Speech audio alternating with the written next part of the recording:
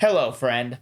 Welcome to another episode of the Mount Rushmore of Everything. Today, we are talking about stand-up comedians. Stand up! To be clear, in this Mount Rushmore, we are striving to consider stand-up comedians based on that, stand-up. So this is not how much they were in movies or movie stars that happen to be funny or comedy movie stars. This is stand-up comics. So I looked up a bunch of top 10, top 50, Rolling Stone had a top whatever. There were two names that everybody agreed on. This was one of them. Okay. And that's George Carlin. He is seemingly the consensus GOAT or the consensus second GOAT. I tend to know comics that were my time, but not before my time. He qualifies as before my time. The only thing I remember about him is the big deal that they made when he died, which I also thought was kind of relevant because I'm like, literally, there's only two comics I can think of that have died and were made a big deal of in my lifetime. But I can only remember two, and one of them I'm not sure I know as a stand-up and clearly was famous in other areas as well. Whereas this person is like straight up stand-up comic. Maybe the most famous single bit in the 7 words you can't say on TV. I don't know any other bit by name. I know that one. Credited as one of the greatest, if not the greatest, at utilizing the English language to its fullest. And he is on the Jerry Seinfeld's Mount Rushmore, which helped boost him in there as if he needed any help. You found Jerry Seinfeld? Yeah. Does he have himself in it? He does not. He does not. That would be bad. He got it wrong. Does that make him your second pick? Is that or your first pick? Well, okay. Well, first, you. Yes. Where I agree. I had him as my last pick, and I'm still not completely convinced. So right now we're gonna say pause. We don't know. So yeah, can we say that? Yes. Yeah, we can do that. Okay. I'm gonna go with my easier one. I can say my easier one. Yet, I don't know if it's negotiable or not. But anyway, Seinfeld. I agree. He's the richest comedian in the world, richest comedian in history.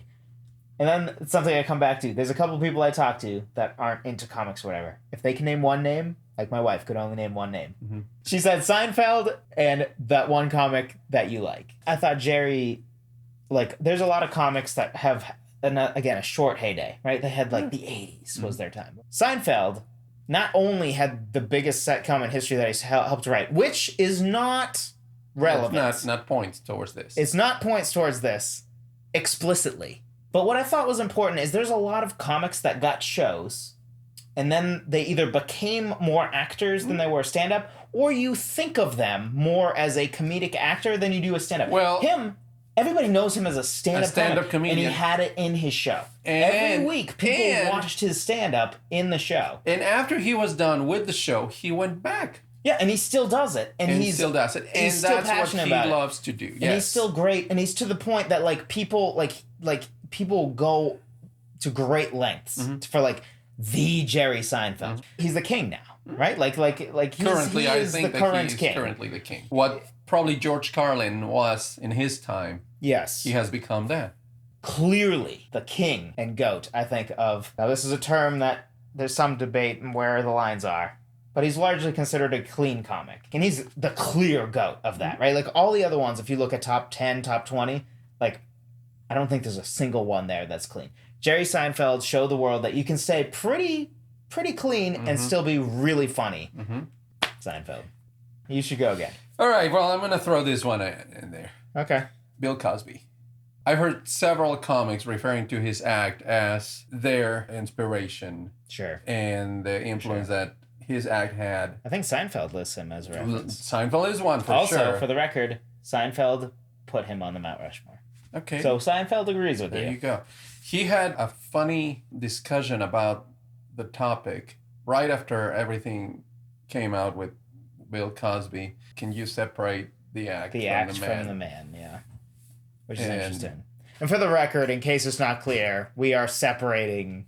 Yes. The man of Bill Cosby deserves no honor on Mount Rushmore. I think we agree. Yeah. But this is specifically talking about the stand-up. We're taking as much out of it as we can. Like Picasso. Yeah. You know, he was a terrible person. Sure. But his art, it's a Picasso. Yep. I think in the case of Bill Cosby, a very similar case as the one of Seinfeld in talking about the act. Yep. In the sense that he always kept it clean. Yep. He showed that he could be like super funny without being filthy. Yep. He had the show that was so successful. It was the first show. Which again is not directly relevant, but it helps. But it helps. It's a weird... It's hard to figure out its place. And he had his name similar to Seinfeld. Yep. When Jerry Seinfeld says... Oh, yeah. And this is what was hard about this one. Independently of who the person was and what the things that they did. Yes. You know, the work is there. Yeah, for sure. I think it's a great pick. I don't have him. Oh, we disagree. Yeah, I don't have him. But I do have one other non-negotiable, You're up. so I'll go to that one. Richard Pryor. Oh! Yes, I have him. Okay. So, Richard Pryor, I mentioned there were some lists. And some of the lists, by the way, get into ridiculous stuff, right? There's some modern-day comics that everybody seems to think is horrible, and yet they're successful. And there's like 30 on the list. Yeah. So, I take them somewhat with a grain of salt. But when all the lists agree 1-2, and there's no consensus who's 1 and who's 2, and Jerry Seinfeld has you both on the Mount Rushmore, called the Picasso of our profession by Jerry as well. And he revolutionized the art form, along with Carlin, apparently, with some of what they did and sort of got away with, I guess, that was not popular or seen positively at the time. A couple of things with Pryor was, when I started thinking about this one, it was Seinfeld and Pryor that came right away to my mind as obvious ones. Then, when I started thinking about Pryor, I thought a lot of comedians referred to him as... I had his records, and I heard them over and over and over and over. They would always say that, which surprised me because he is pretty heavy, foul-mouthed. Oh, yeah. And I watched one of his clips, and I'm like, whoa. Yeah, I personally haven't seen his act. Yeah, but I do know the things that he talks about from other people mentioning the things that he used to say. And I was familiar with him actually from movies. And then I learned that he had the stand-up act and how revered he was. So he was an obvious one. Okay, but we are at least agreed on 2. Yeah.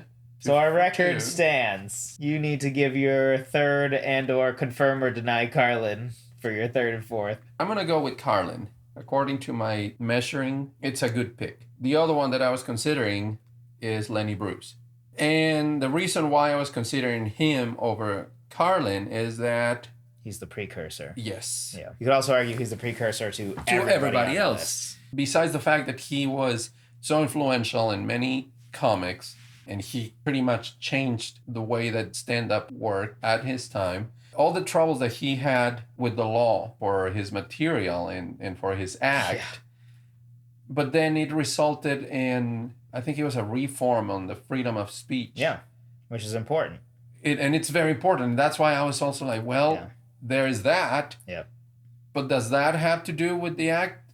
Not directly. It's kind of like this having the comedy show. Yes. It helps, but it's very much bonus points area. But also, like a main factor. But also that the case was because of how he was changing the way. Yes. You know, so it was more directly than the show, the case of a show for a comic. The reason why then I'm picking Carlin over him is because I think Carlin did what he couldn't do. Sure. In a sense. Yeah. Or he kept it going. He and ended finished up living what he started. Lenny Bruce started. Yeah. Lenny Bruce is actually my fourth.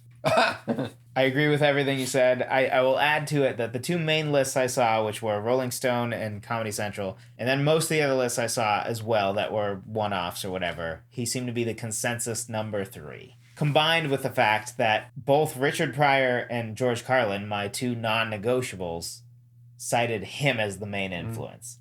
Was the first to be sort of like a rock star comedian, like make it a cool thing. At the end of the day, I think I'm sticking with him. I'll say the others I considered were Bill Cosby. Yeah, what are your snubs? Steve Martin. Robin Williams. Eddie Murphy are the big ones. That's funny because we have the 4 same ones. Same snubs, yes. Yeah. Throw a like instead of throwing a stone at some of the questionable characters that we had to talk about today.